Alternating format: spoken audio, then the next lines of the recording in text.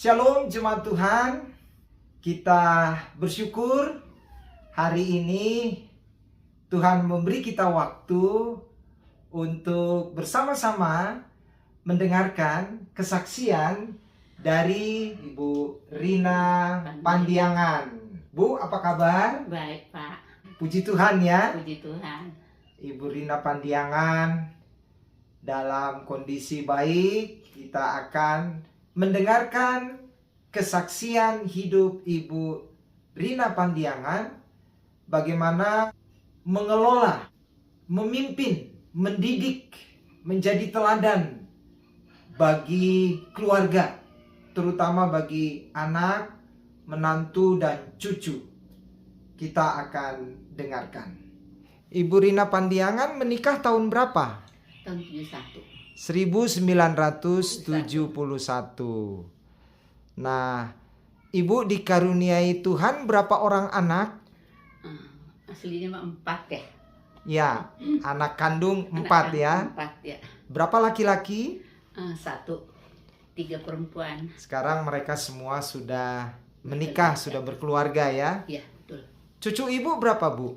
6. Cucu Ibu 6. 6. Dalam kehidupan Ibu berumah tangga, sejak kapan Ibu sekaligus menjadi kepala keluarga? Dalam arti suami Ibu meninggal tahun berapa?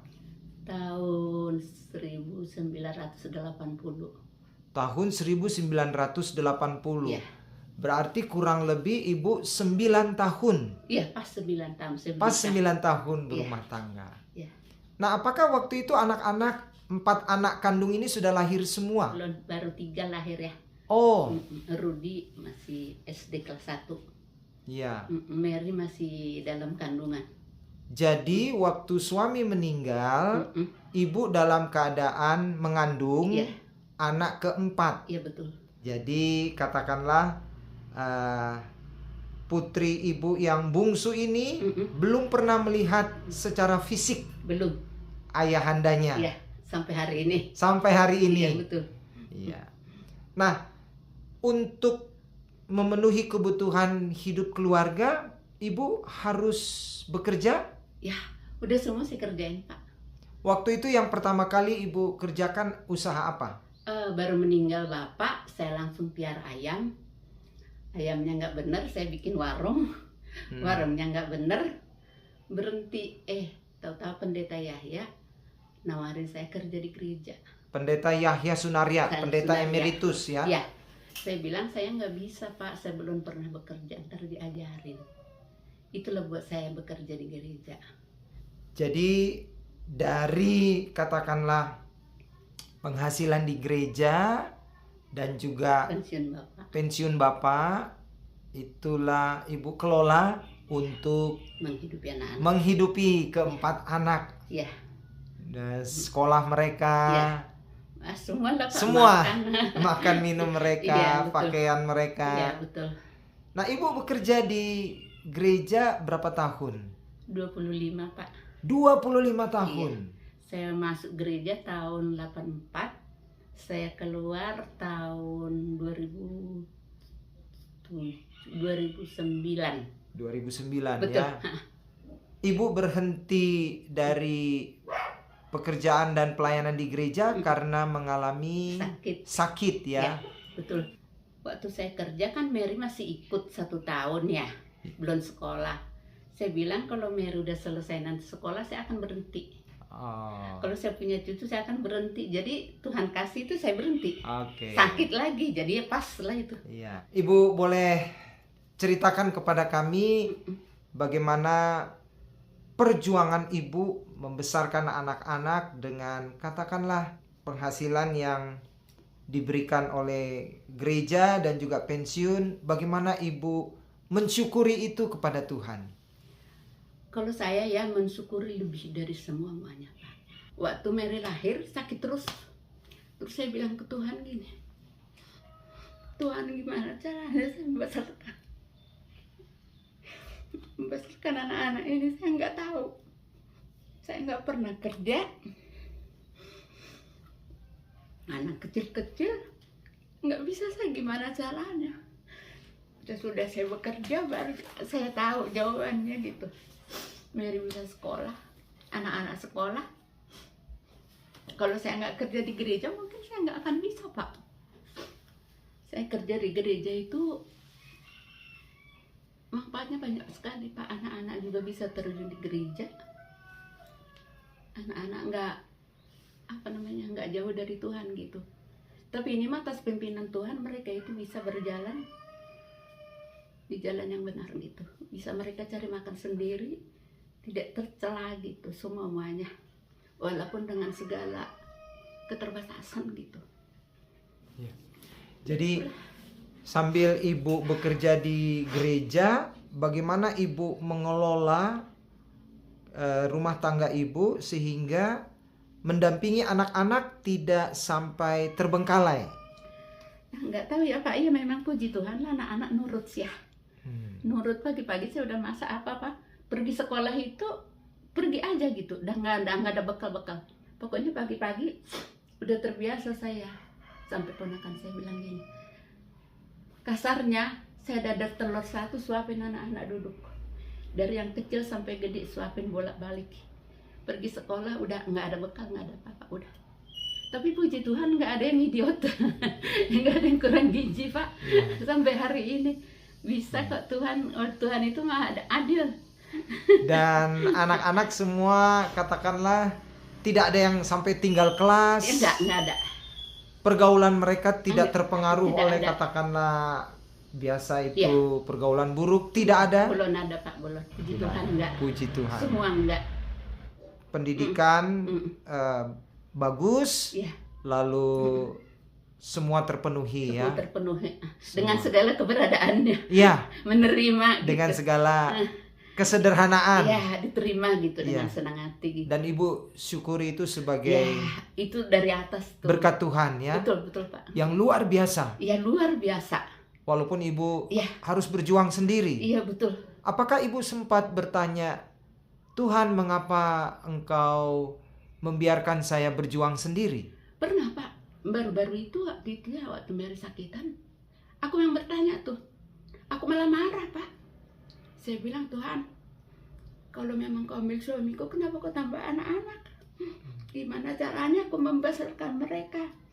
Terserah Tuhan lah, aku nggak tahu lagi. Mana sakitan lagi, saya bilang. Tapi waktu itu nggak dijawab, kesininya dijawab. Tahu-tahu udah gede anak-anak, malah nambah anak saya si Randy satu lagi. Oh iya, luar biasa.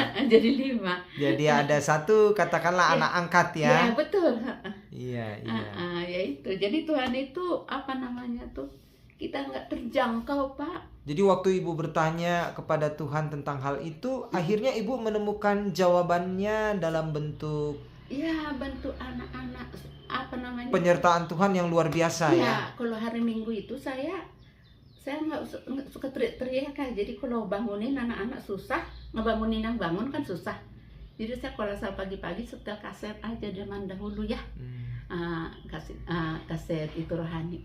Pada bangun sendiri-sendiri semua. Dulu mah kan kalau masuk sekolah minggu itu jam 7 pagi Pak.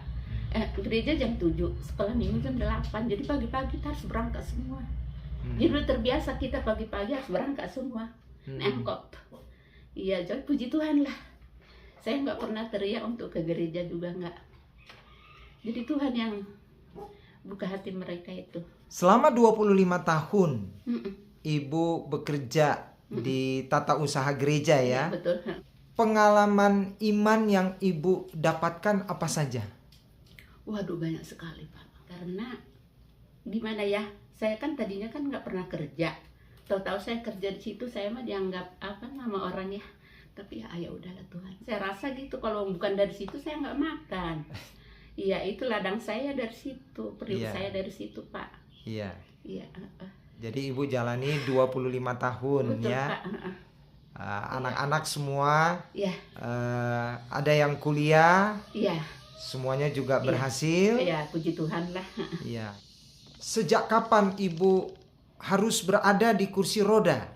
Oh, sejak COVID Pak, pulang dari Jakarta saya jatuh, jadi mata kakinya keluar, jadi saya nggak bisa berdiri karena hari Minggu pagi lagi jam 6 Akhir-akhirnya nggak dibawa ke rumah sakit ya, jadi saya nggak bisa bangun. Dari situlah saya di kursi roda. Nah, udah baik kan, ada 8 bulan mau ngangkat penggorengan, pelut lagi pinggang saya, jadi udah nggak bisa bergerak. Iya. Sampai hari ini. Banyak yang mengira ibu kena stroke, padahal bukan. Bukan.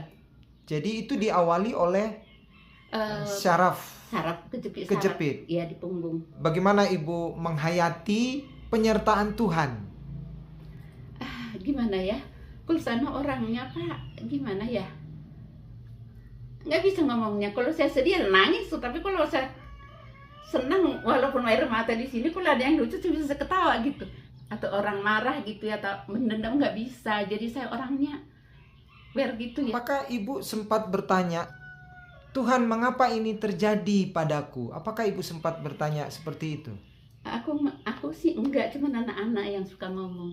Kenapa ya mah, katanya, kenapa? Waktu kita kecil-kecil mami selari-lari. Harusnya mama udah enak, sekarang kok jadi begini? Saya bilang nggak apa-apa, biarin aja, yang penting mama happy kok sampai sekarang. Walaupun saya nggak bisa kemana-mana, asal kalian baik-baik, aku happy kok. Memang aku happy kok orangnya Pak. Nggak tahu lah. Jadi sananya begitu. Ibu menjalani kondisi sekarang dalam suasana hati yang tetap bersyukur ya. Iya, bersyukur. Dan bersyukur. menerima keadaan ini. Iya. Walaupun tentu saja ibu juga tetap berjuang. Iya, berjuang. Berjuang untuk kalau bisa Tuhan kasih pemulihan. Iya, betul. Sampai hari ini ya masih terus berjuang. Sampai hari ini. Lagian saya tambahin ya Pak ya. Aku bersyukur itu Tuhan, anak saya baik-baik semua, sayang saya. Semua, dari mulai anak, menantu, cucu sayang gitu. Jadi itulah penghiburan buat saya. Iya, jadi mereka itu baik sama saya, sayang sama saya gitu. Kami dengar beberapa minggu yang lalu ibu mengalami kondisi benar-benar down sehingga keluarga juga merasa khawatir. Iya betul Pak. Itu sebenarnya apa yang terjadi? Apa tuh ya, BAB ya. Di rumah saya udah hampir 2 minggu dan muntah-muntah gitu. Jadi saya udah lemes banget ya, baru ke rumah sakit gitu. Tahu sesudah di rumah sakit saya tambah lemes. Pulang ke rumah tangan saya juga nggak bisa saya angkat. Udah kayak bayi aja. Ngomong aja suara udah nggak ada Pak. Jadi waktu itu kondisi ibu sudah menurun dan ibu merasa ini sudah waktunya Tuhan memanggil. Udah pesan-pesan ke mereka kalau gini. Kan mereka nggak ngerti apa-apa ya Pak. Jadi tapi Tuhan bilang belum kayaknya. Kasih lagi sehat saya Pak. Jadi sehat sampai hari ini ya. Bisa saya turun dari tempat tidur. Iya. Ya itulah keajaiban Tuhan, itu baik banget. Aduh ampun. Aku kadang-kadang malu Pak. Padahal aku udah bilang Tuhan kalau waktunya, aku bener Pak. Terus terang aja ke Pak Pendeta, saya bilang kalau Tuhan panggil saya sekarang juga saya siap. Karena tugasku dari kasih anak 5, mereka udah bisa cari makan sendiri, apalagi sih ya. Kadang-kadang kalau kita merasa sakit kan lebih baik udahan lah, capek. Tapi Tuhan bilang enggak. Ibu Rina Pandiangan, bagaimana akhirnya ibu menghayati penyertaan Tuhan? Menurut aku sih Tuhan itu baik banget. Tuhan itu baik sekali. Baik banget. Nggak waktu apa-apa segala Tuhan kasih kok kekuatan. Jadi memang Tuhan itu baik. Kan saya suka dikasih sok gitu ya, supaya saya kaget gitu. Akhir-akhirnya aku malu sendiri sama Tuhan kadang-kadang. Tuhan, aku sempat marah sama Tuhan gitu, ampunilah aku. Tuhan punya rencana, kita nggak tahu apa-apa. Semua dalam rencana Tuhan. Di rumah ini semua gotong royong Pak. Buat ke dapur, apa-apa. Puji Tuhan. Ada yang kekurangan disokong yang ini. Benar Pak, aku itu satu paling Tuhan baik sama saya. Anak-anak itu tuh gotong royong itu, kasih itu mempersatukan kami Pak. Nah, kita gotong royong, apapun bisa kita pikul, gunung bisa kita angkat. Ya itu Pak, kasih ya, mengalahkan semuanya. Demikianlah saudara jemaat Tuhan, kita sudah mendengarkan kesaksian yang luar biasa dari ibunda kita, Ibu Rina Pandiangan, yang dalam menjalani pergumulan hidup beliau selalu bersyukur pada Tuhan.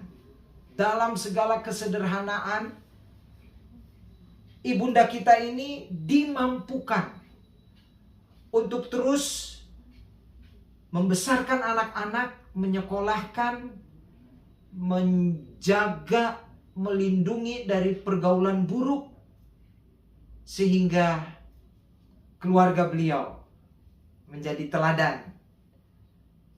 Dan yang luar biasa lagi ialah dalam kesederhanaan, Ibu Rina Pandiangan dipercayakan Tuhan untuk mendidik satu orang lagi, dan sekarang anak itu juga sudah berhasil, sudah bisa mandiri. Puji Tuhan. Jadi kita harus selalu hidup bersyukur ya Bu ya. Harus bersyukur. Bersyukur pada Tuhan. Betul. Dan menjalani hari-hari hidup dengan tetap percaya. Ya, dan berserah. Dan berserah Betul. bahwa Tuhan beserta dengan kita.